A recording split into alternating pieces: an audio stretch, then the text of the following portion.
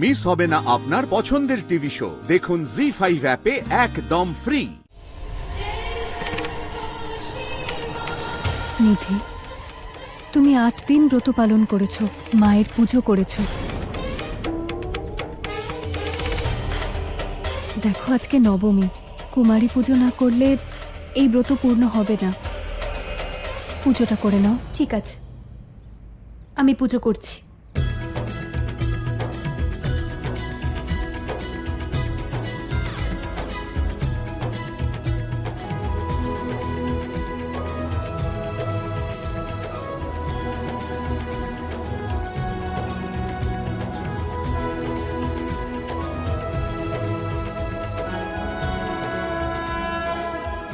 উষ্মা, তোমার প্রয়াস ব্যর্থ হবে না।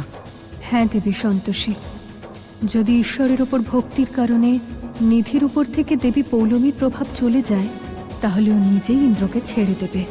কারণ ইন্দ্রকে তো ও কখনো ভালোই বাসেনি। যদি এমনটাই হয়, তাহলে ইন্দ্রের প্রতিশ্রুতিও ভঙ্গ হবে না। তারপর সাথে নিজের ইন্দ্রকে ফিরে পাবে।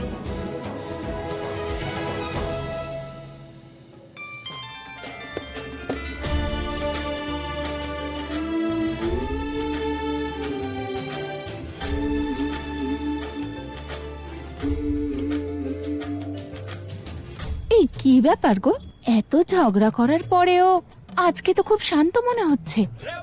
এটা আবার ওর কোনো নাটক নয় তো? না, এটা 8 দিন ব্রত করার ফল। মায়ের পুজো করে ও সন্তোষ অনুভব করছে। হ্যাঁ, তাই হবে।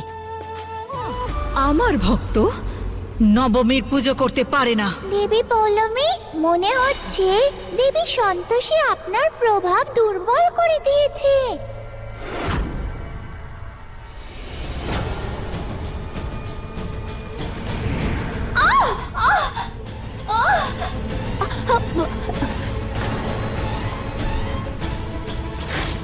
কি হলো?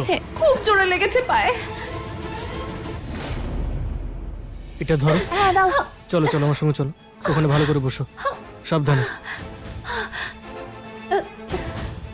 মনে হচ্ছে দেবী পৌলমী নিধির এই ভক্তি সহ্য করতে পারছেন না।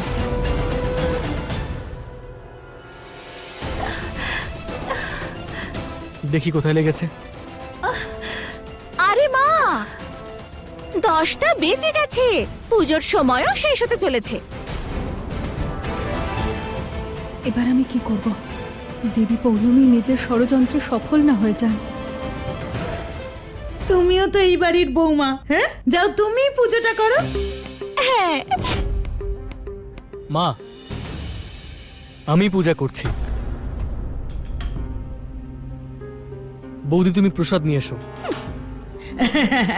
যাও যাও যাও। না না,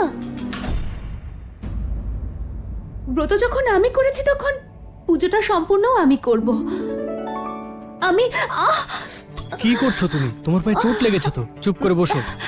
আমি পূজা করছি। না না না না, আমি করতে পারবো।